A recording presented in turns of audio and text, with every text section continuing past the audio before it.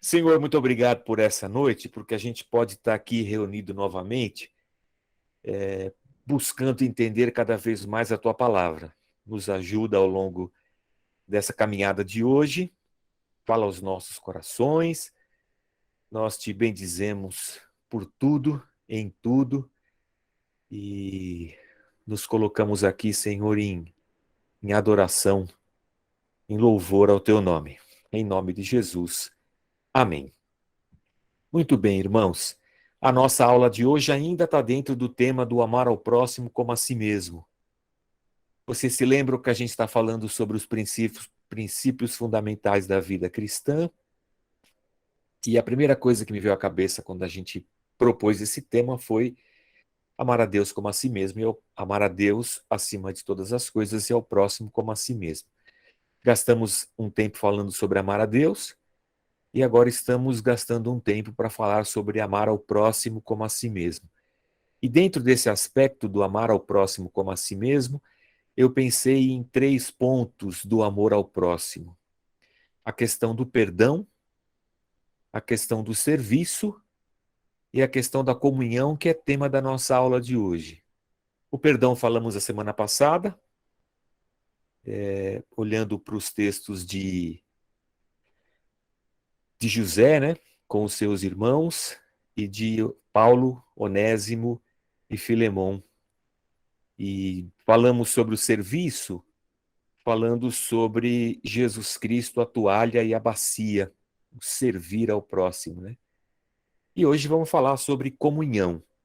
Então, para a gente falar sobre comunhão, antes de mais nada, a gente tem que entender onde estamos, por que estamos e quem somos. Então, primeira coisa interessante, antes da gente falar de comunhão, dentro do aspecto do amor cristão, né, do amar ao próximo, o amar uns aos outros, dentro desse amor ao próximo, hoje eu quero falar sobre comunhão, e comunhão é amar o irmão, é esse aspecto do amor fraternal, do amor em Cristo, do amor entre irmãos em Cristo, a comunhão que surge dentro da comunidade cristã, da igreja. Então é desse amor que eu quero conversar um pouco com vocês hoje. Para isso a gente precisa primeiro entender que nós somos o povo de Deus, eu e você. Povo eleito, escolhido desde a eternidade. Porque se Deus nos salvou, e Deus é eterno, e a nossa salvação está nele, e ela acontece através dele, na pessoa do Filho, então essa nossa eleição, como a Bíblia diz, é eleição eterna. E aí, eu vou para os textos com vocês. Então, somos o povo de Deus. Eu vou ler um texto aqui, está na tela para vocês, do profeta Zacarias, capítulo 10, versículos 8 a 9. Assobiarei para eles e os ajuntarei, pois eu já os resgatei, serão numerosos como antes. Embora eu os espalhe por entre os povos de terras distantes, eles se lembrarão de mim, criarão seus filhos e voltarão. O que esse texto aqui está dizendo? Bom, primeiro é uma profecia do profeta Zacarias a respeito da ação de Deus para com o povo dele. Pastor, esse povo que a gente está no Antigo Testamento, esse povo aqui não é o Israel, é o Israel de Deus, é isso mesmo. E Deus está dizendo assim: eu vou assobiar e, e vou ajuntar o meu povo, pois eu já os resgatei. É assim que Deus está tratando do povo dele, do rebanho dele, daqueles a quem ele salvou. Vou assobiar e vou ajuntá-los. Tá bom, vamos sair do Antigo Testamento e vamos para o Novo. Vamos dar um salto. Vamos para João, capítulo 11, versículo 49. Então, isso aqui já está quase que na prisão de Jesus Cristo, tá? Então um deles, chamado Caifás, que naquele ano era o sumo sacerdote, tomou a palavra e disse: Nada sabeis. Não percebeis que vos é melhor que morra um homem pelo povo e que não pereça toda a nação? Ele não disse isso de si mesmo, mas sendo o sumo sacerdote naquele ano, profetizou que Jesus morreria pela nação judaica, e não somente por aquela nação, mas também pelos filhos de Deus que estão espalhados para reuni-los num povo, e daquele dia em diante resolveram tirar-lhe a vida. Opa, pastor, não estou entendendo nada. Bom, primeiro eu li lá no Antigo Testamento que Deus assobiaria para reunir o seu povo, o seu Israel, que já tinha passado pela derrota para a Síria, já tinha passado pelo cativeiro babilônico, estava lá nos dias do profeta Zacarias e veio essa palavra de Deus: eu vou ajuntar o meu povo. Aqui nesse texto de João, o sumo sacerdote Caifás e aquela gangue toda da religião vigente naquele momento estavam preocupados em prender Jesus, em matar Jesus e com a multidão que o seguia e essas coisas todas. E na cabeça de Caifás, a ideia era essa aqui: se a gente matar o cabeça, o líder, a gente mata um e dispersa o resto. E a nossa nação não sofre. Por que Caifás está dizendo isso? Porque Israel, a Judéia, tinha uma relação tensa com o Império Romano, que era o império dominante naquela época. E o movimento de Jesus Cristo poderia trazer problema com esse equilíbrio tão tenso entre Judéia e Roma. Os judeus podiam manter a sua religião, eles tinham o templo, mas Roma dominava tudo.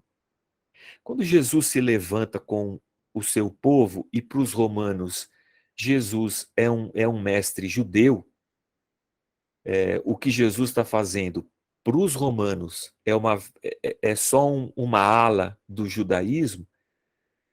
É um perigo esse líder se levantando com uma multidão tão grande que isso pode gerar uma revolta contra Roma.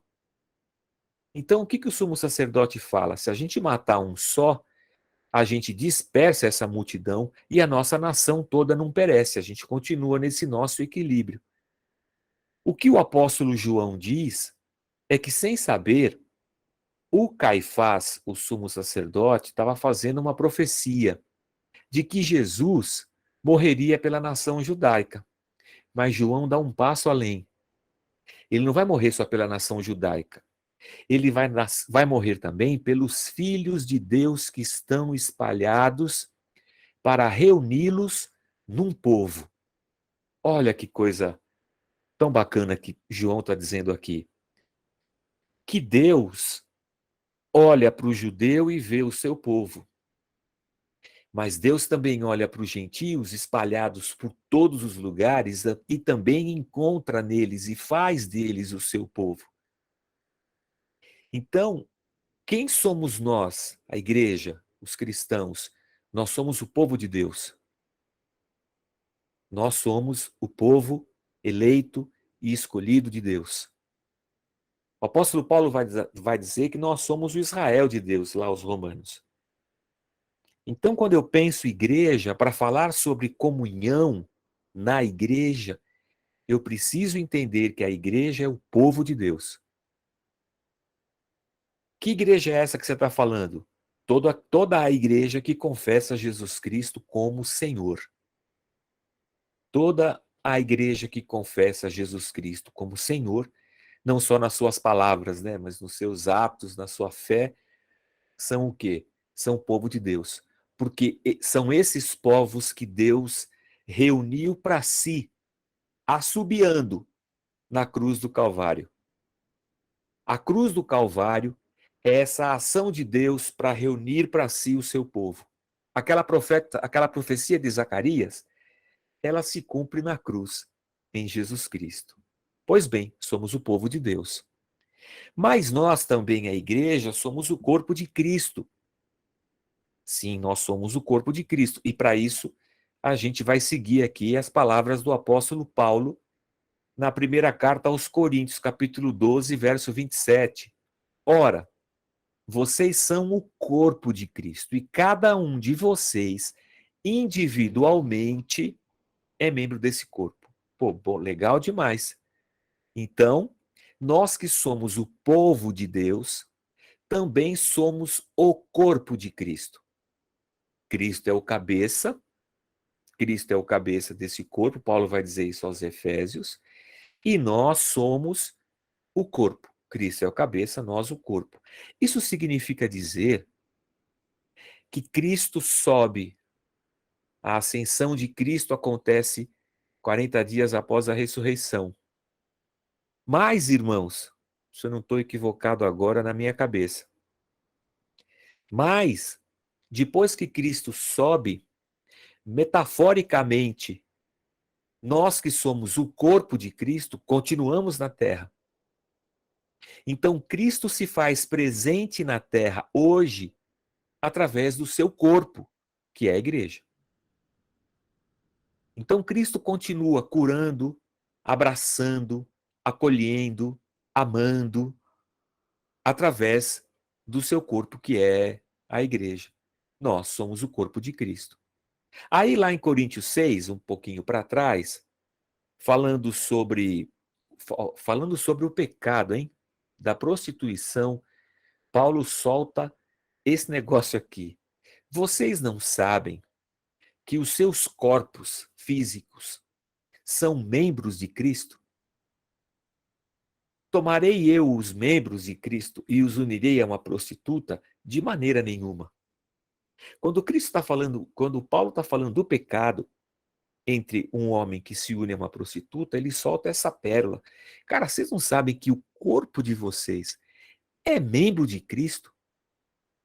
Esse corpo aqui, ó, no qual eu subsisto e vivo e existo, ele é membro do corpo de Cristo. Então, se nós, a igreja, somos o povo de Deus, nós também somos o corpo de Cristo. Muito legal isso. Mas tem mais, irmãos, porque nós somos o povo de Deus, o corpo de Cristo, e nós também somos o templo do Espírito. E aqui a gente vai para Paulo também, 1 Coríntios 6, capítulo 19. Acaso não sabem que o corpo de vocês, nosso corpo, é santuário do Espírito Santo que habita em vocês, que lhes foi dado por Deus e que vocês não são de vocês mesmos? Irmãos, isso aqui é tremendo, hein? Lá na igreja de Corinto, tudo quanto era tipo de confusão existia. Meu pai amado. A igreja de Filipenses é uma igreja que tinha uma relação com Paulo de muito amor. De muito amor. E na carta de Paulo aos Filipenses isso é percebido. Aliás, a carta de Paulo aos Filipenses é conhecida como a carta da alegria. A carta aos Coríntios não. A carta aos Coríntios é uma carta problemática, porque havia muita contestação em Corinto quanto ao apostolado de Paulo. E é para essa igreja, ele podia ter dito isso aos Filipenses, a quem ele tanto amava, mas não, ele vai dizer isso aos Coríntios. Vocês não sabem que o corpo de vocês é santuário do Espírito Santo que habita em vocês? Então aqui nós temos a gente fecha aqui um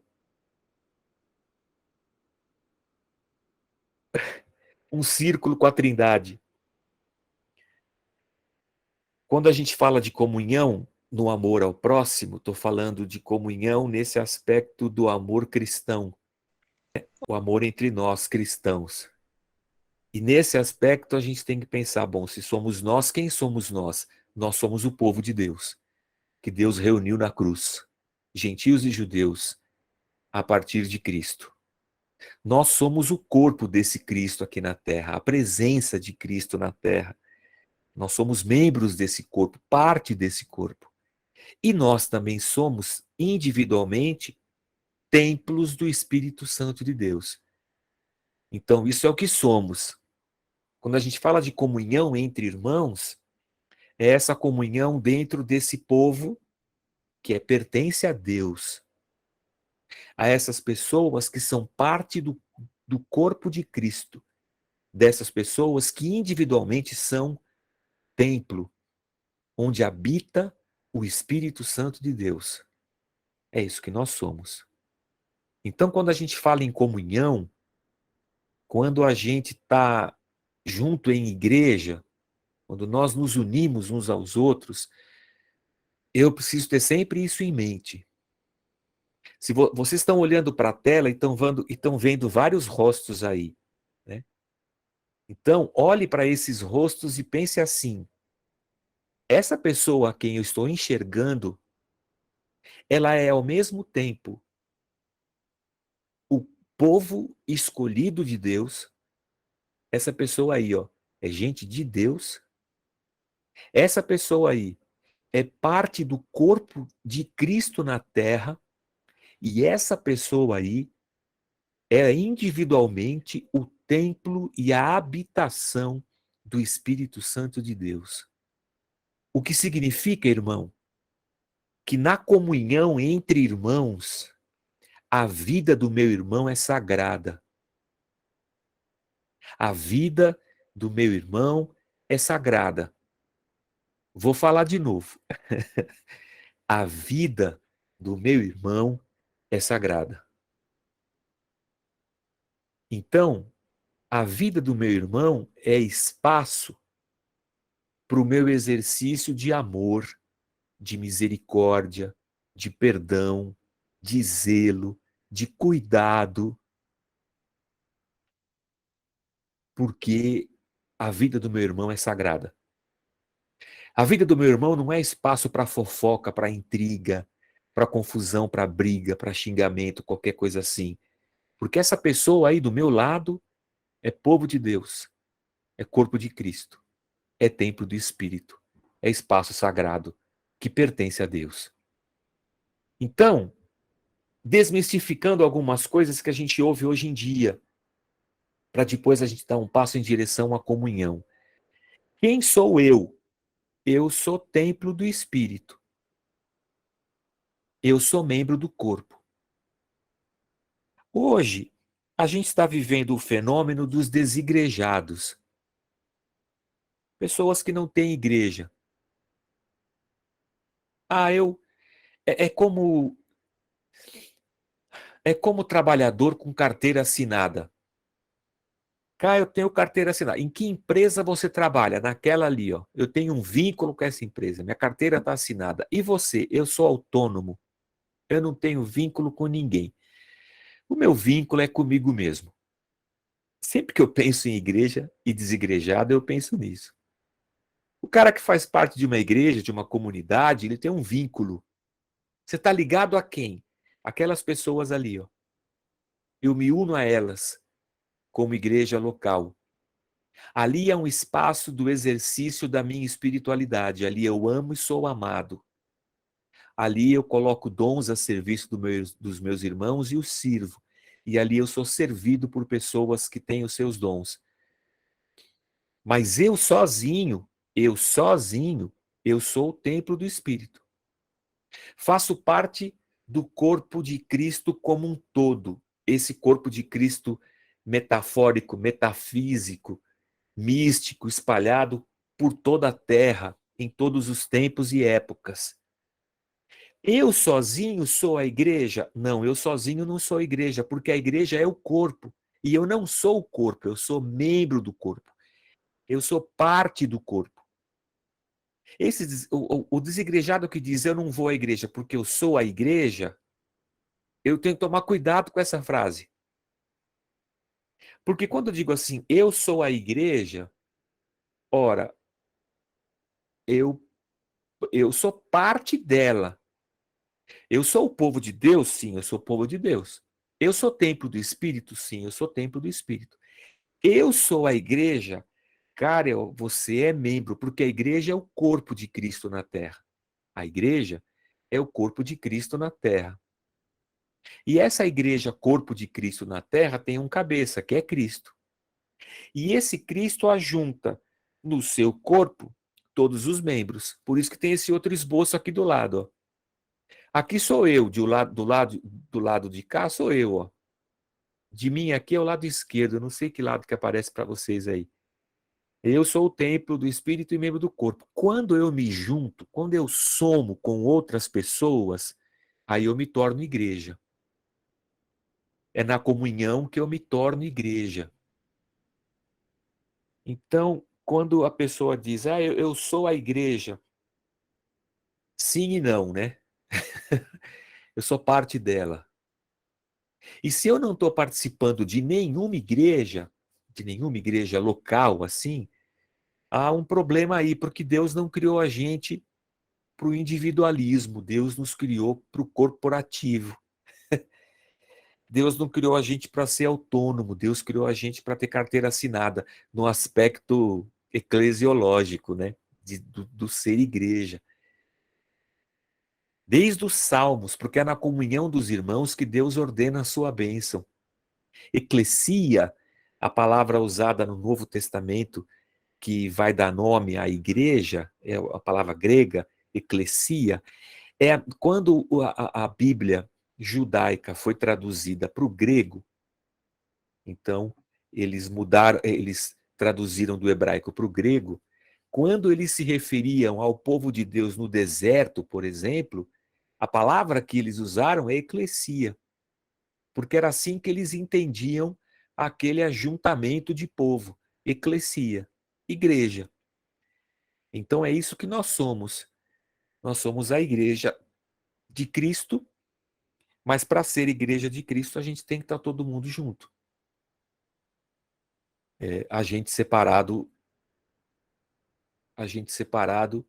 posso até dizer que eu sou um templo do Espírito, mas, de um certo modo, irmão, sou um templo do Espírito que se nega a, que nega a sujeição ao cabeça que é Cristo, porque se Cristo nos fez para sermos um corpo, e eu me nego a me envolver com os meus irmãos para ser um corpo, então eu sozinho, sem querer me filiar a uma igreja, eu vou dizer que eu sou alguém que se rebela contra o cabeça que é Cristo,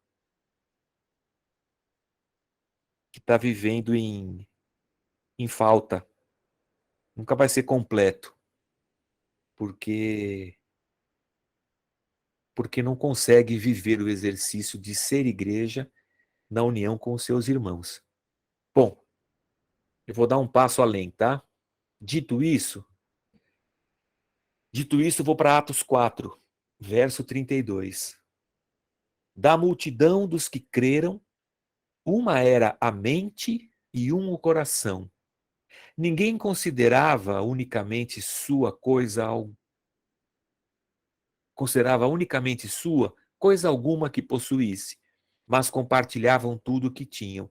A igreja lá em Atos dos Apóstolos, a igreja do primeiro século, a multidão dos que creram em Cristo, vai nos dizer Lucas, o evangelista que escreve Atos, a mente e o coração deles era um só. Assim era a comunhão deles. E o que os unia, irmãos? Cristo. O fator de união daquelas pessoas era Cristo. Assim como hoje, o fator de união para mim, para você, é Cristo. É Cristo que nos une. Vou dar mais um passo aqui em Atos, tá? Esse texto aqui é lindo, tem até a música da cantata Vento Livre. Se você não conhece a cantata Vento Livre, tem que entrar no Spotify, no Deezer, procurar lá e essa música é bem legal. Atos 2, logo após o Pentecoste, vem esse texto aqui também muito conhecido nosso. Eles, todos os discípulos, todo o corpo de Cristo naquele momento, essa multidão aí dos que criam, eles se dedicavam ao ensino dos apóstolos e à comunhão. Olha aqui, a dedicação daquelas pessoas era ao estudo e à comunhão, ao partir do pão e às orações. Todos eles estavam cheios de temor, o temor de Deus. Esse temor que me faz olhar para o meu irmão e pensar, esse cara é um, um espaço sagrado. O Espírito Santo de Deus habita nele. Ele é povo de Deus, ele é parte do corpo de Cristo junto comigo. Nós estamos ligados um ao outro e nós estamos ligados a Cristo, que é o cabeça. Estavam cheios de temor e muitas maravilhas e sinais eram feitos pelos apóstolos. Os que criam mantinham-se unidos. Eles se mantinham unidos e tinham tudo em comum. Vendendo suas propriedades e bens, distribuíam a cada um conforme a sua necessidade. Foi assim que eles escolheram viver. Todos os dias continuavam a reunir-se no pátio do templo. Era lá que eles... Foi que isso aqui é um paradoxo, né? É no pátio do templo, a maior construção da religião judaica, que a Igreja de Cristo resolveu se reunir. E ali eles partiam, ali eles estavam juntos, né? Partiam o pão em casa e juntos participavam das refeições, com alegria e sinceridade de coração, louvando a Deus e tendo a simpatia de todo o povo. E o Senhor lhes acrescentava diariamente os que iam sendo salvos. O que esse texto está mostrando para a gente? Que essa pequena comunidade que nasce lá com Jesus Cristo e a partir de Cristo e os seus discípulos, é uma comunidade que se dedica à comunhão, a essa relação, koinonia no grego, né? Essa relação que é uma união entre cada um, que ao se juntarem unidos através de Cristo, também se unem a Ele, o próprio Cristo. Então, eu vou até colocar... Onde é que está o slide que eu fiz, irmãos? Oh, mas eu perdi um slide aqui, hein? Ah, mutirão dos que... eu perdi um slide. Desculpa aí, irmãos. Sumiu um slide meu. Mas deixa eu só pensar com vocês. Deixa eu só voltar aqui, ó. Só ir para frente. Ah, desculpa aí. Ó, essa aqui é a leitura recomendada, tá? Mas depois eu vou voltar para ele. Essa comunhão cristã, eu inverti a ordens aqui, a ordem dos meus tratores. Essa comunhão cristã que está acontecendo lá em Atos, na igreja do primeiro século, ela é uma comunhão que existe por meio de Cristo, coloquei aqui, através dele, e em Cristo, dentro dele. Interessante essas preposições que a língua grega apresenta para a gente e que a gente traduz para o português. O que me une ao Gilson, por exemplo, que vocês estão vendo aí, não é outra coisa senão Cristo. O fator de união entre nós não é, por exemplo, o time do coração. Ele é santista, eu sou palmeirense. Não é a cor da nossa pele, ele é preto, eu sou branco. Nem é a nossa profissão. Eu me formei em odontologia, ele é engenheiro. É que depois eu virei pastor. É por meio de Cristo. É através de Cristo. A ponte que liga o Gilson a mim é Cristo. O que nos une é Cristo. Então, eu não sei se eu vou encontrar no Gilson um conjunto de afinidades humanas, materiais, terrenas, mas eu sei que nós estamos juntos por meio de Cristo e através dele. E aqui está o temor de Deus. Deus nos uniu. Deus fez de nós o seu povo. O Espírito fez de nós o seu templo e Jesus fez de nós a sua igreja. É através de Cristo. E é também em Cristo, é dentro de Cristo, porque esse é o espaço que nós ocupamos.